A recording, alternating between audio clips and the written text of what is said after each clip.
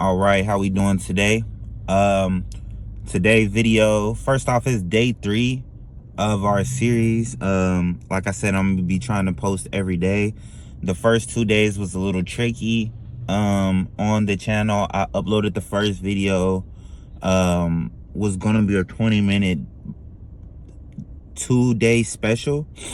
Because the first day I was only able to get about 14 minutes worth of content, and the second day I had to supplement it for the rest. What ended up happening is when I tried to, it was like a 30-something minute video. When I tried to upload it, it told me I couldn't upload anything over 15 minutes for my first video. So it was perfect. The first video only had 14 minutes worth of content. So I went ahead and chopped it up. It was supposed to be a 2-day special, so I went ahead and posted the day 1 late last night, and I went ahead and posted the 2-part special still. I was gonna post day 2. It was another 15 minutes for day 2, but they now allow me to post the 30-minute video. So I went ahead and it was like 29 minutes. So I went ahead and posted the whole 29-minute video. So I have 2 videos that are the same for the first 15 minutes. And then the second 15 minutes of the second video is day 2. So if y'all get confused with that, just bear with me. The thumbnails are different, and pretty much the first one was pretty much I made $107 in 5 hours. And then obviously we get paid $10 an hour as servers, so whatever I get paid, I'm going to add. For instance, I made $107 plus I was there for 5 hours, so I made an extra $50. So I made around $160 for 5 hours. So I made like $36 an hour. I don't know if that's right. $32 an hour. Boom. And the second day I did the same thing, but I just added the first and the second day together. So I made $277 for 11 hours worth of work, and I made around 35 point and some change per hour. And that's overall with my wage, with the tips, everything, card tips, cash tips, everything. For a couple of days, that's not bad. I did just change my schedule up from Tuesday and Wednesday nights to Tuesday and Wednesday mornings. So I would say that is probably better than I would have done for those nights. The nights are pretty boring. The days are boring, but like I said, I just had those 2 parties yesterday that took it over the top. At the end of day 1, I kind of talked about that, or wasn't the end of day 1? I know sometime in day 1 I was talking about how it is easy to run up the check here, and 2 tables could be the difference in your whole day. And that's exactly how it played out last night. So I'm glad that I said that, and then it worked out like that, so I can show y'all that, you know, I had probably 5 tables yesterday that came out to like $50 in tips altogether, and then those last 2 tables tipped me like $128. So they made my night, those last 2 tables, and that's the reason I was there so late yesterday. Today's gonna be a little different. I'm gonna sit in the car before my shift, and I'm gonna sit in the car after my shift, and I'm gonna just do 2 long videos, and I'm just gonna pretty much be talking about what I do before my shift as far as getting in the zone, and I'm gonna talk a little bit about teamwork before my shift, and then after my shift I'm gonna talk about the teamwork that we had and how me prepping for my shift helped, and then I'm gonna give you guys a breakdown of how much I made. So we are about to go into my shift. It is 4:42. I start my shift at 5 o'clock, so I got here 20 minutes early just so I can talk to y'all for a good amount of time. I would like to get about 20 or more minutes of content before work and 20 or more minutes of content after work, just so what I'm finding early on with this process is I'm cutting a lot of fluff out my videos. Pretty much I'm gonna be working on that. Hopefully today I can just go ahead and punch in and just put the 2 videos together and just upload it. but I'm finding myself having to go to Canva and edit it a bunch of ways, because I'm just a lot of the stuff as I'm in the restaurant, I'm not gonna be able to post like I just did. Like yesterday, I posted a little bit of a credit card receipt. I don't want to do that. I actually can probably get in trouble for that. Of course, it doesn't have any of the person's information. It has like a scribble of their signature for like a second on the screen, and then it has like the last 4 digits of account number with the X's. You're not gonna be able to get anything off of that, but still, that's kind of like already cutting it too close. I know nothing bad is gonna happen from that video because it's like literally my first video, but I'm going to stop doing that. I'm never gonna do that again. I'm never gonna do that again. I uploaded the video today, and it said that I had a copyright issue. That's because I was in the store and the music in the background, it caught on the audio, and pretty much it knows exactly what song it was. It's like banned in Russia for some reason, like Belarus, something like that, and it's not monetized in Russia for some reason. But I'm not really worried about that video being monetized on my second video. I'm just trying to stay the number one goal I'm trying to do is just stay consistent with gathering the content and stay consistent with posting it at least once every day. I didn't do it the first day. Technically I didn't do it the second day. Technically I uploaded 2 separate videos today. I actually might upload 3 videos today, but yeah, so but just 1 video per day, maybe 2, you know. As long as I get 1 good 20-minute video in per day from here on out, I think I'll be good. And then the information I'm going to be giving y'all is pretty much just my life, how I manage my finances, how me and my family manage our day-to-day life, and how I manage being a server. That's pretty much what it's going to be about, is mainly serving, but then it's going to be my life around serving. So yeah, like I said, I'm not going to be able to do too many videos inside the store today or any of my night shifts. I'm probably going to leave that for Tuesday and Wednesday mornings because it's a little slower, less people, and I kind of can have that back room to myself. I don't want to be that guy that's recording all day at work, you know what I mean? I do like to focus at work, so that's how I'm going to be doing it from now on. I may hit record and put the phone in my apron just so I can get some audio of me talking to tables and like different stuff like that. Probably not today.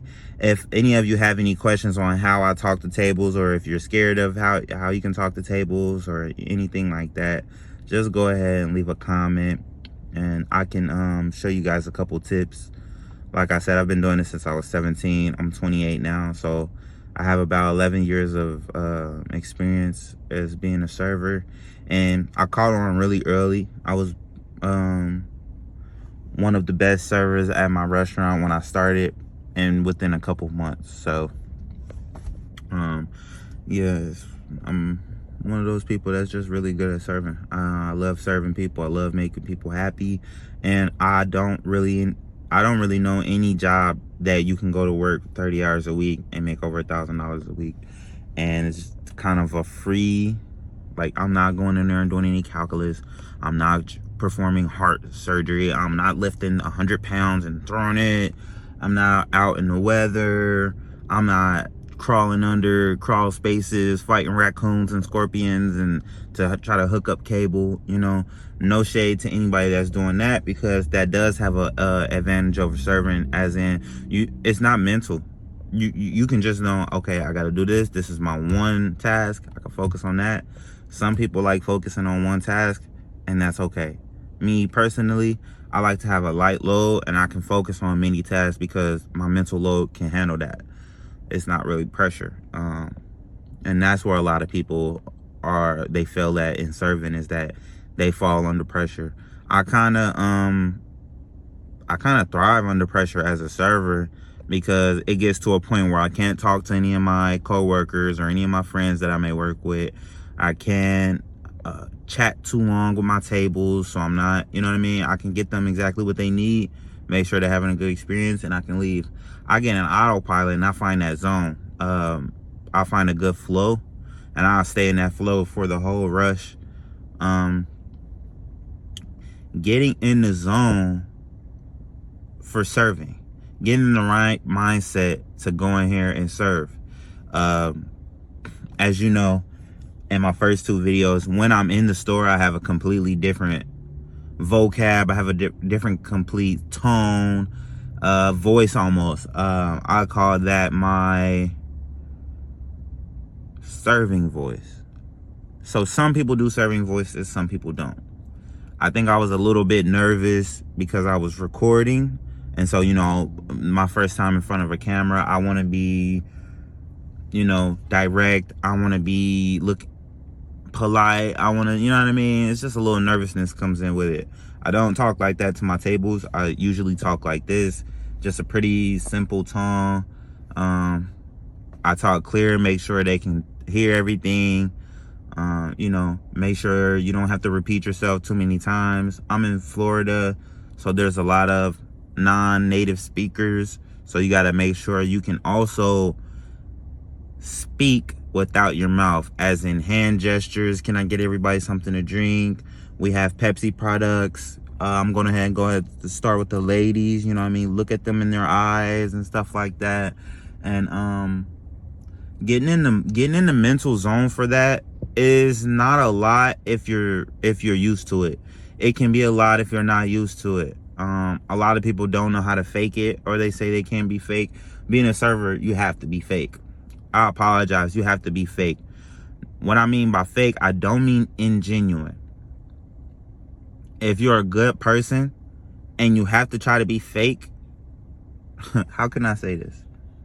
It's not hard to play to be a good guy or a good person or act like you want to help somebody if you truly do not mind helping somebody.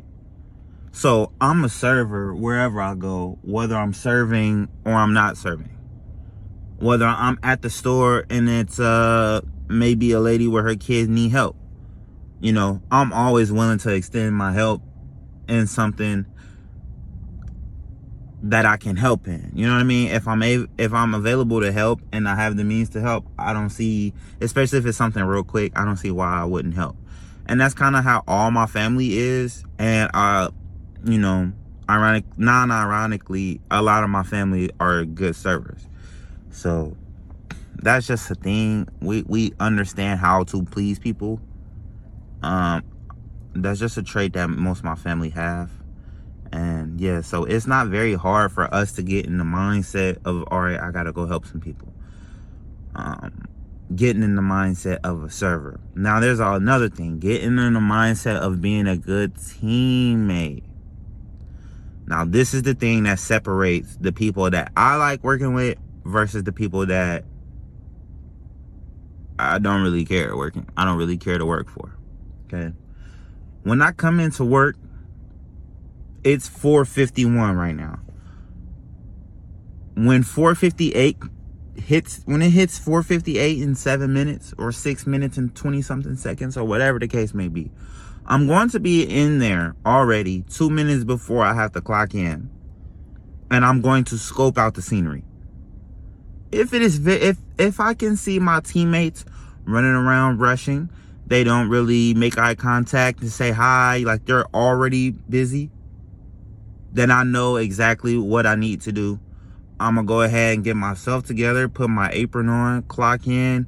I'm gonna hit my first two things is I'm gonna look at both posies, see if I can get any straws, napkins, or coasters, and our POS spaces where our posies at, where we go punch in food, go get tickets, take payments, stuff like that. That's where we go to get our setups for our tables. So here where I work at, how we greet is we have 30 to 45 seconds once the table is sat to make a greet.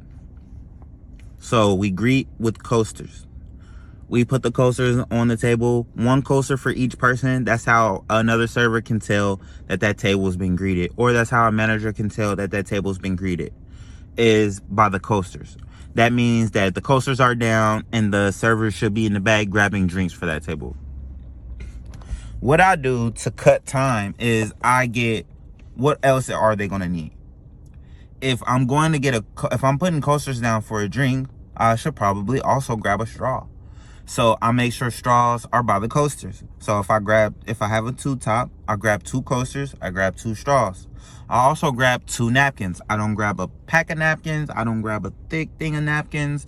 Maybe they'll be messy, maybe they won't be messy. I grab 2 napkins. I sat the 2 napkins in the middle of them, the coasters on either side, right in front of the guest, and I put the straws either right by the coasters or on top of the napkins.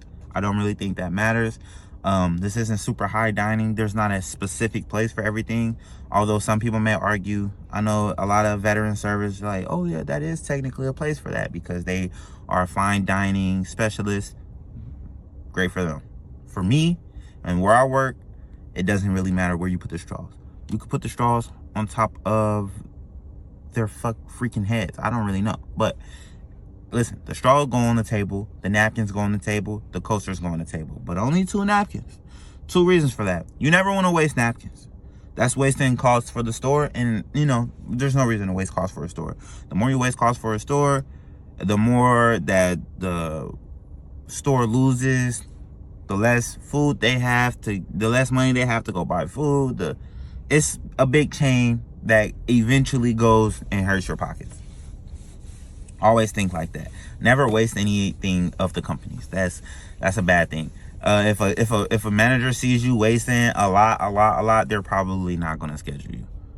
You know, if you waste a lot one time, it's not gonna hurt anything. But if you're a waster, you're wasting 5 times a shift, 5 shifts a week, 4 weeks a month. That's 100 waste in a month. You wasted 1,200 things in a year. The next year, they're not going to give you that many shifts. You know, they're not going to give you that many shifts. So yeah, that's a big thing. Coming in, making sure the posies is stocked, that helps you and that helps your team. Then after I set my posies up, when I come in, if my team is busy, and the next thing I go back in the kitchen. First thing I'm looking at is the screen. If there's things to be ran right now, I don't have any tables. I just came in. So I'm going to help them get their food out. I'm going to help them get some drinks out. I'm going to help them stock up on ice, stock up on cups, whatever they may need in the moment. And that's how I settle myself in. Once I feel like the screen is clear, everything's taken care of, then I'll go to my section, or then I'll go to the host and I'll be like, hey, I'm here. I'm ready to be sat. They may have already seen me and sat me. Whoever knows. But that's when I'll get my section together. So I'll take those first 2 minutes to stock the posies. If it's already stocked, I'm going back to the kitchen. I'm taking next couple minutes to make sure the screen is cleared. I got everybody's food out. If I am taking somebody's food out, I'll make sure I keep an eye on my section just in case I got sat. And once everything is cleared, then I can focus on me making some money. I talk to the host, I plan my day out. All right, this is my section. I make sure all my tables are clean. And now I'm in the mindset of I'm waiting for my first table. And that's pretty much it. That's pretty much how I get in the mindset of coming in and being a server, talking to my guests, you know what I mean? Having that professional voice, slowing down. I might need some coffee to get the energy to work through the day. I might not. And then that's how I get in work mode, helping my team. Those are 2 very important things that's going to carry out throughout the rest of the day, is how you start your day. I'm going to get back with you all after my shift, tell you how much money I made, and tell you how much those 2 things helped me. Right, just got finished with the work day. Pretty uneventful day today. Pretty much, I had what? 1, 2, 3, 4. About 4 tables all day today.